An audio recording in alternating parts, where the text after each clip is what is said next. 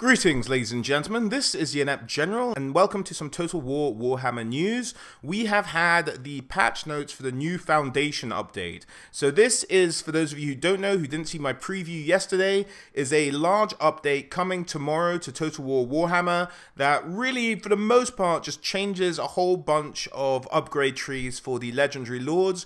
It does a couple of other things as well, which we'll go over today, but I figured we'd take it faction by faction, go down the list, and see what has changed in Total War Warhammer with this new update, apart from, of course, the addition of the Norscan DLC, which is either a free DLC if you have pre-ordered Total War Warhammer 2, or I think is £7.99 or something along those lines if you order it on Steam. But don't quote me on that, have a look at it for yourself. So let's kick things off, of course, with Chaos. Now, Chaos have had a couple of changes, some of which we mentioned in the preview, but we'll just go over them again today. But Chaos, for the most part, they've looked at ways in which to kind of streamline the Chaos campaign. So the first thing that we're going to tackle today is the stance changes. So previously, when you had an army of Chaos, you went around, you were a horde, you didn't have any cities, and then you'd attack a city and you could only loot or raise it. Of course, you needed the cash, so you tended to loot it, and then you'd have to go in and raise it later on. Now, in the Beastmen DLC, there was added an option where the Beastmen themselves can loot and raise in one go, rather than having to commit 2 turns to doing the same thing. Now, Chaos have that option as well. They can loot and raise in one foul swoop and get it over with, which is a great little addition. Also, when a Chaos army is encamped, they have a much higher reduced upkeep cost when they're kind of in camp mode, which means that if you camp them out, they are effectively not costing you any extra money. If you've built out kind of to the right buildings and to the right specs, they can almost be self-sustaining, is the way it's described in the patch notes. So if as long as you're not moving or attacking that turn, your army will kind of pay for itself as long as you can keep them encamped as you move along to your next target, which again just makes things a little bit smoother for the Chaos campaign. Now let's move on to a couple of other changes they made, which we covered in the preview. The first of which is the idea of subjugation of Norscan tribes. Now previously you'd go in, you'd attack a settlement, and you could either sort of subjugate those people or awaken a tribe, which would automatically become allied to you. But the problem was that later on in the campaign, with just an alliance, if diplomatic relationships broke down to a certain point, they could end up fighting against you or just stop being your allies, whatever the case. Now it makes that much harder, if possible at all, to happen, because you'll have a much higher bonus to diplomatic values when you subjugate a Norscan tribe. And as well as that, you will get some income from the Norscan tribes you subjugate as well. So it just makes things a whole lot easier to get through, subjugate Norsca, and then charge into the old world. That's kind of the way you can do it now without worrying about them fighting amongst each other and having to break alliances with you or anything along those lines that can kind of turn your own subjugated people of Norsca against you. That seems to be no longer a factor in the Chaos campaign, hopefully. Fingers crossed. Now, another kind of encampment thing that's being taught, and on the subject of kind of Norscans and Marauders and what have you, when you are encamped, or when you are moving 2 armies together as Chaos, you could never move them too close to each other, otherwise they'd start taking attrition.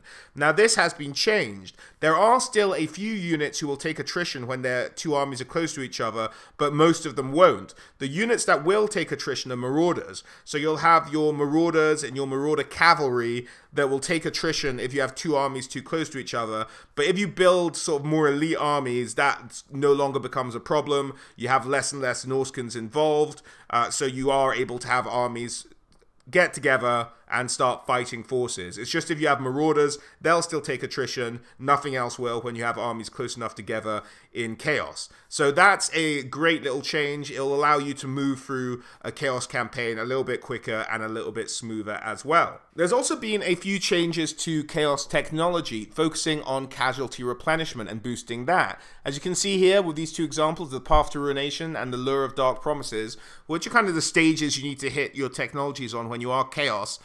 there is a casualty replenishment bonus, and one has to imagine that will probably continue along the line until you get about a 25% casualty bonus at the end of your tech tree for Chaos there. That's just my guess, but we just know the first two are casualty bonuses, so you can replenish your troops a little bit quicker, get things moving a little bit quicker, and take it from there. So apart from that, we also have a few changes to the legendary Lords of Chaos, starting with Archaeon. Archaeon's been given a new kind of campaign buff to him if you pick him as your faction leader, and that's that he has minus 20% diplomatic relations for all factions. It's not really a buff, it's more of a debuff, but there we go. It just makes it harder for Archaeon to make friends. He's a bit of a lonely kid. What can you say? So that's his thing there. But he's also had a good number of changes to his upgrade tree. So let's go through some of the extra options you'll get to pick when upgrading Archaeon on the upgrade tree. The first one is Grand Marshal of Chaos.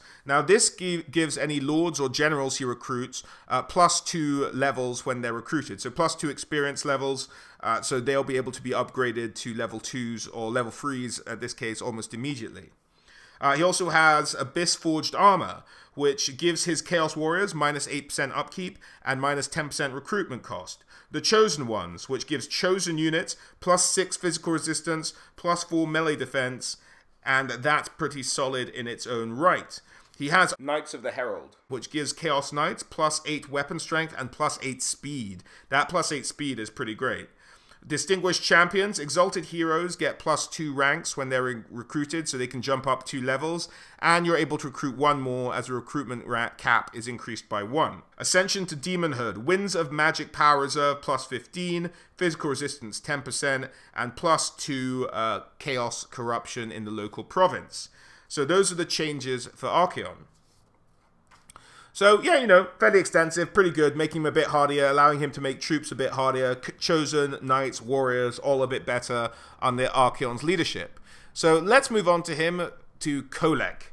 Now, Kholek, again, hasn't had a huge amount of love. He also has a debuff for his campaign, and that debuff is that his army suffers an increased chance of being ambushed. So if any AI or any opposing player sets an ambush for Kholek's army, that's more likely to go off because I suppose he's just so big that it's easy to set up ambushes on him. I suppose that's the theory. But he has had a number of buffs. He himself has had +30 armor just on his stats regularly. Dragon Ogre Shagoffs, just while on the Dragon Ogre subject, have +50 armor, making Kholek a bit funner all round. He's also getting changes to his upgrade tree. He's getting a Moving Mountain, which is +4 leadership when laying siege, -2 enemy siege holdout time, Toughened Skin, plus another 10 armor, +8 magic resistance. Giant Killer, which gives him a +6 bonus versus large, and +6% weapon strength. He's also getting Seismic Shock, +8 weapon strength for the whole army, and +5, oh no, not for the whole army, I take that back. +8 weapon strength and +5% charge bonus for Dragon Ogres and Dragon Ogre Shagoffs. Unearthly and Anomalous. Kholek's army gets +4 campaign movement range and +4% casualty replenishment. And finally, Sun Eater. Kholek gets Chaos Corruption +2 and Frenzy. Kholek with Frenzy sounds like a lot of fun. So that is Kholek for us there. Just getting a bit of a buff all around. Dragon Ogre Shagoff's getting a bit more armor, bit hardier, a couple more bonuses to Dragon Ogres in his army, because when you have Kholek, you want a lot of Dragon Ogres in your army. So moving on from Kholek, we have one of my favorites, Sigvald the Magnificent. Tongue out and everything today. Now, his bonus to permanent upgrades, you picked him as the faction leader, is that he has a diplomatic bonus with Norscan tribes. So, you know, just making them a bit more loyal. This is because Sigvald in his lore was once a Norscan, a typical Norscan, before he became a Chaos Lord. But, yeah, that's where that idea comes from, I have to assume. And let's have a look at some of the bonuses he is getting. Egomaniacal, which is +5 leadership for Sigvald's army, but +25% upkeep cost for Chaos Lords and Sorcerer Lords. So now, I might have this wrong, but that seems like, because he's egomaniacal, his army does alright, but it costs more for him to recruit other generals, which sounds like a kind of toss-up that you don't really want to make, but then you're not going to have that many generals in Chaos anyway, outside of the Legendary Lords. So it maybe doesn't make that much of a difference, but plus 25% cost on your general's upkeep and stuff is pretty punchy, but there you go. Next up is Self-Obsessed, plus 3 melee defense, plus 3 melee attack. And following that, we have Stylish, which gives him plus 4 armor, a plus 3 melee defense. Driven by Lust, Sigvald's army gets minus 5% upkeep and plus 8% income from post-battle loot and raising settlements. A good one to have early doors when you're just trying to make in that money.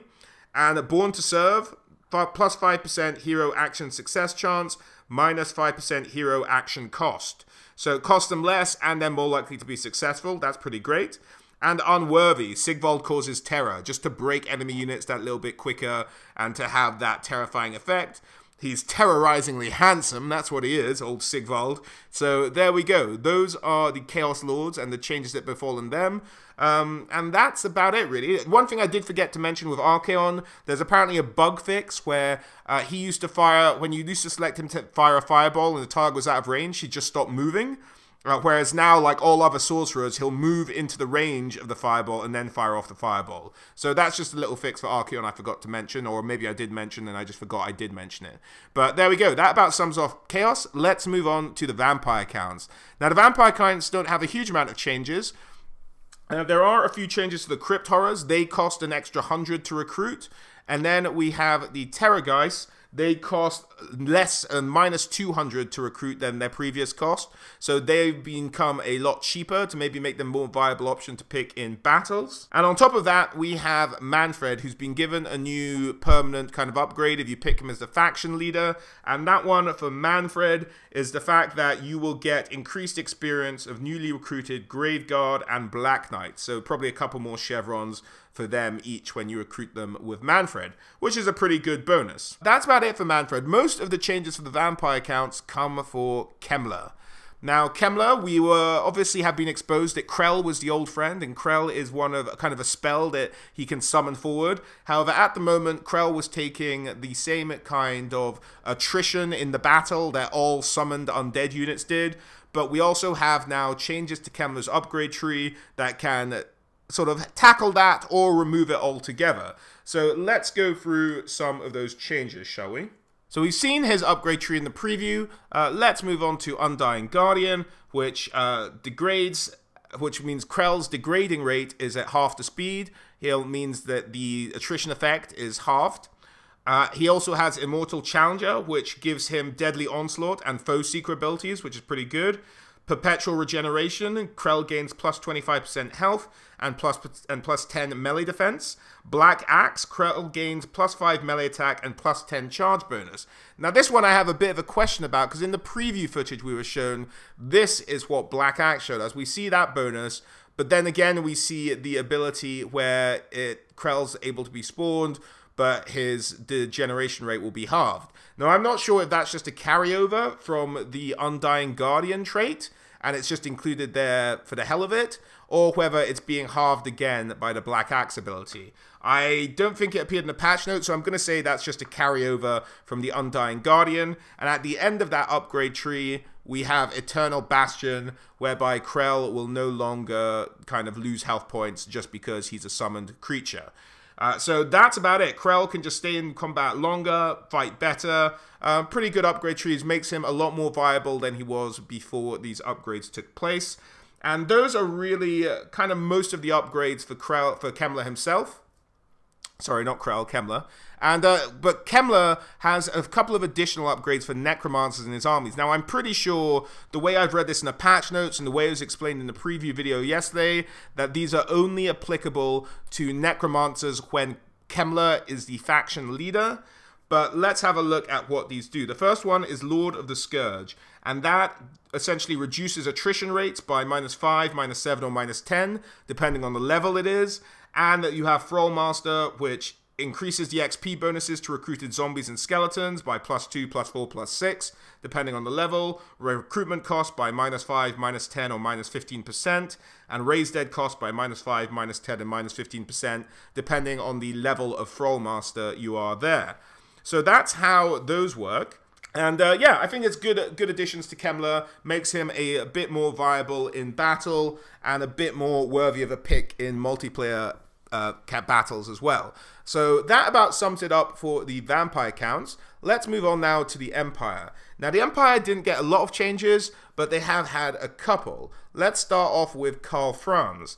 Now Karl Franz has been given this ability we see at the bottom there, which is the Lord Recruitment rank +2 all provinces for his army if you pick him as faction leader. So your generals will start at least level 3 whenever they're recruited and they're not Karl Franz himself. So that's a pretty great bonus to have when, particularly early doors, when you need like slightly better generals. So that's what his is. Volkmar the Grim also got a little bit of treatment on this, and that is that he increases the chance of magical item drops for his faction. So if you pick Volkmar as your faction leader, that's what he will get in addition now. But Karl Franz's upgrade tree has also been touched up, unlike Volkmar's. So let's go through Karl Franz's. So Karl has got a couple of new upgrade options. The first of which is the Best of the Empire, and that is Lord Recruitment rank +4. So if you got that one on top of his faction bonus, you're looking at recruiting generals at level 4 out of the gate. And Karl Franz's army, Spearmen, Swordsmen, Free Company, and Halberdiers all get +5 leadership with that Best of the Empire one. Imperial Special Forces, Karl Franz's army, the Reichsguard gets +5 bonus versus large and +4 melee attack, making them a bit deadlier. The Emperor's Men get greatswords +5 leadership and +7 armor, making greatswords a bit better. Heroic Knightly Band, Empire Captains get +2 recruitment rank, so making them level 3 out the gate. And they get an additional space for an extra Empire Captain. Next, we have Majestic Enforcer, which gives all recruits +2 experience in Karl Franz's armies and -5% upkeep, which is pretty good. And the last one is an Emperor's Journey. Karl Franz +10% weapon strength, and it makes him unbreakable. Kind of a must-have for Franz. He doesn't break that often, but just in case you need him to hold out to do that extra little bit of damage, swing either his Rune Fang or his hammer around a little bit more. That's what you need to get for Karl Franz. Now, moving on from Franz, we have Gelt getting a little bit of treatment. Now, it's not as drastic as some people might have wanted it to be, but at least Gelt gets a little bit of a touch-up. So he has Golden Face Mask, which gives him +20 armor. He has Stronger Than Steel, which would give him all units in his army +6 armor. And he has new formulations. Gelt's army, Pistoliers, Free Company, and Outriders, Handgunners all get +6% ammunition, +6% missile damage. Additional Orb of Sorcery. Luminarch, +10% missile damage, +10% ammunition. Steam Tank, +10% missile damage, +8% ward save. Next is Renowned Scholar. Wizards, -10% hero action cost and +1 recruitment cap. And research rate +10%. All of that is pretty good. And then the last one, Metal to Gold to Magic. Gelt's Winds of Magic get +25 power reserve, and building incomes +7% in the local province he's in. So, you know, nice little upgrade there for Gelt, making him a slightly better legendary lord. But you know what, if I'm honest, still not great. But that's Gelt for you. So moving on from the Empire, let's have a look at the Dwarves. So the Dwarves have a couple of unit changes here. The Dwarf Cannon is now +38 bonus versus large. And it's been described as having a reduced calibration area, which essentially just makes it more accurate. And the Bolt Thrower is +24 bonus versus large, so making it a little bit better versus large. Try and bring down those mammoths a little bit quicker. But apart from that, it's really just Legendary Lord changes again for the Dwarves. And first up is Ungrim. Now, we saw this one during the preview, but his armies are getting +10% speed for all infantry forces. He's also had a touch-up to his upgrade tree. Now, Ungrim, unlike the other touch-ups we've described so far, is one of the choices. So the choices for Ungrim are twofold. He can either have Determined Death Blow, which triggers at 50% hit points or lower, and it gives him a +24% weapon damage and +16% armor piercing damage. Or he can have Extremely Daring Death Blow, which triggers at 20% hit points or lower, and that gives him +44% weapon damage, +36% armor piercing damage, and +30% physical resistance. So it really depends how close to the line you want to run Ungrim before this effect triggers, and you can make the most of him by doing all of this extra damage. But that's fun that they give you the little choice there between the two options. He's also getting the option of Great Green Nemesis, which is +15% versus greenskins. That's huge in terms of weapon strength. Unliving Antagonist, plus 15% weapon strength versus Undead. Ruinous Rival, plus 15% weapon strength versus Chaos and Norska. Doom Seekers, Ungrim Wound Recovery Time, -2. And Ungrim and his Slayers get plus 30% casualty replenishment rate, which I think is huge because Slayers, even in auto-resolve battles, do take a bit of a hammering. And so it's great to get their casualty replenishment rates to kind of match up with the rest of the army in the fact that they lose more, but they can replenish more as well. So I think that's a great one to get those Doom Seekers. So not only did Ungrim get a bit of a touch-up, but so did Thorgrim the High King. So let's have a look at the High King. His kind of faction leader bonuses that he's been given now, the extra one, is that he increases the experience points of newly recruited hammerers. So hammerers will probably come with a couple of chevrons out of the gate with the High King. Other things he's getting is the Ancient Bloodline, which is local province growth plus 15%, public order plus 3, plus 2 reduction to vampiric corruption. Just when you need him to help a province grow that little bit quicker, or make the most of it when he's at the beginning of the game in Karazakarak, stuff like that. Elite Enforcer, which gives his armies of Longbeards and Hammers -7% upkeep, and the Thane can, when recruited, gets +1 rank, and it increases the recruitment cap for Thanes by +1 as well. Fire Support, which gives artillery missile damage and ammunition +6%, which is pretty great. And Master Engineer's hero action cost 15% less. And you get the recruitment cap raised on them by 1 as well. Advanced Forging. Runesmith recruitment cap increased by 1. Research rate +7. Income from all buildings +5%. Grudge Against Chaos. Thorgrim's army versus Chaos / Norska, +4 leadership, +5 melee attack. Now tell me if you guys notice a pattern on this one. Grudge Against Greenskins versus Greenskins, +4 leadership, +5 melee attack. Grudge Against Mankind, +4 leadership, +5 melee attack against humans. Grudge Against Vampire Counts, +4 leadership, +5 melee attack against vampires.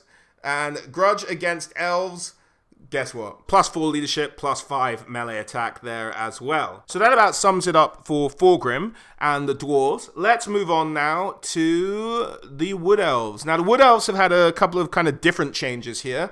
The first one is that the Wood Elves have been given a number of new followers, kind of unique to their campaign. We've seen a couple of examples of these, the Vol's Anvilsmith at +20 armor, and the Young Stag at +5 leadership. But here's a list of the others. We don't actually know what they do as of yet, but you have the Dryad Spy. One has to assume maybe increases assassination or something like that.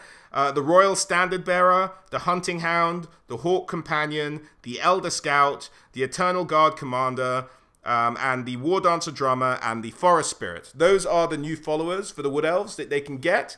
And let's go kind of down the list, and there's one other change, and that is a change to the Forest Dragon, which now costs 300 less gold than it did before, making it a bit more viable in multiplayer battle picks. So there we go. That's the Forest Dragon change for you there.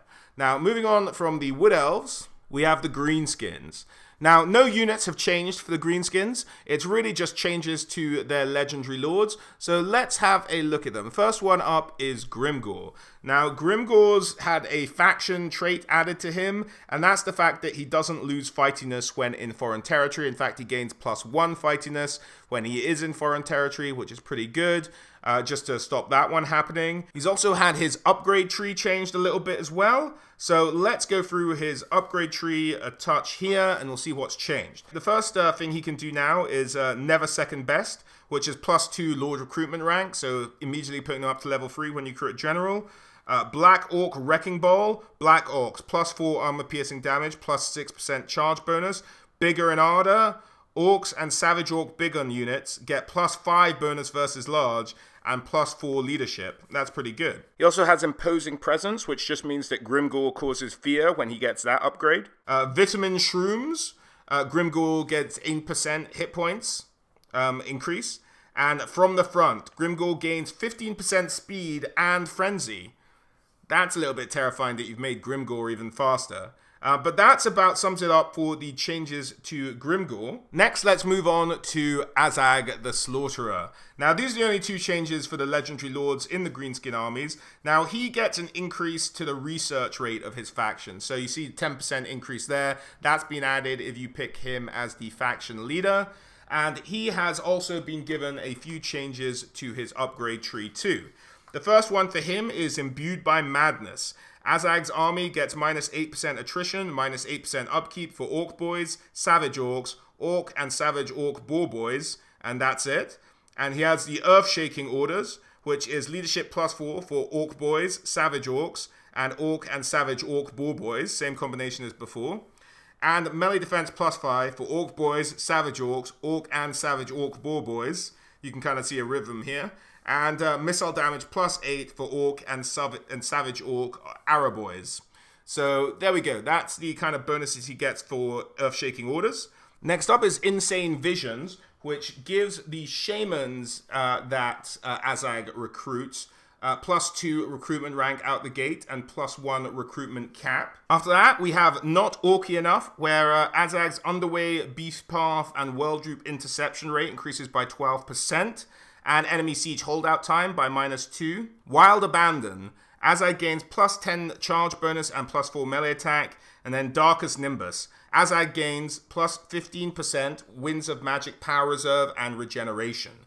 So that about sums it up for Azag. He's also been given new starting units. He's been given Orc Boarboy Biggins, Orc Biggins, and Trolls instead of what he had before. So he's been changed that little bit. And so that about sums it up for Azag and the greenskin changes. Let's move on to the Beastmen. And the Beastmen, first thing to mention is the Minotaurs have been reduced in their recruitment. So all Minotaurs are 100 gold less to recruit. So they're all become a little bit cheaper. That's kind of a big change for the Beastmen. And as well as that, their legendary lords have got a bit of a buff as well. The Beastmen, Kazrak One-Eye has a new faction leader bonus, which is that he increases the charge bonus of Bestigor herds. And that's about it for Kazrak One-Eye. We also have an upgrade for Malagor, the Dark Omen. He has changed his faction upgrade, or not changed, been given an extra faction upgrade bonus of being able to gain a diplomatic bonus with other beastmen and warherds. So, you know, he's kind of the diplomat of the group. He can talk them into it. And that about really sums up all of the major changes to the factions. So there's a couple of bug fixes as well here we'll just go through. So apparently there was a texture issue with Bretonnian Knights on high textures. Sometimes it appeared black. That's been fixed. Skinning issues with medallions around Beastman Giant's neck, that's been fixed. A rare crash with something to do with Karl Franz and his floating point when loading into the Grand Campaign. Some animations for the Hawk Riders in the Wood Elf faction have been sorted out, and the Paladins' problem with losing their shields sometimes in combat when you're close up on them in camera has apparently been fixed as well. The Bestigor Warherds axes won't become misaligned when they're in combat anymore. The Royal Pegasus Knights look a bit better holding their lances when you zoom in on them. Improved idle animations for the General of the Empire is on his Griffin. Chaos Sorcerers no longer able to cast Searing Doom twice really quickly. Apparently that was an issue. Wider Plows technology will work properly for Bretonnia, actually reducing the cost of infrastructure buildings. AI vampire counts are no longer able to recruit regiments of renown when the player is the von Karstein faction. So you won't see duplicates necessarily in both different vampire count factions, which is fair enough. When a quest appears which requires the player to embed a hero, the player can now use the unit exchange system to embed the hero. Okay, so instead of recruiting a new hero, you can just give a hero across from a different army or have them come into your army. I think that's the idea there. Rebels are now more likely to occupy settlements, so when a rebellion forms, they won't just raise it. They'll actually live there and maybe try and start their own faction up. That's kind of fun. It adds a bit more flavor to the game. And they fixed the paint buttons in multiplayer co-op. We've mentioned the Archaeon thing and some minor changes to how smoke looks in the game.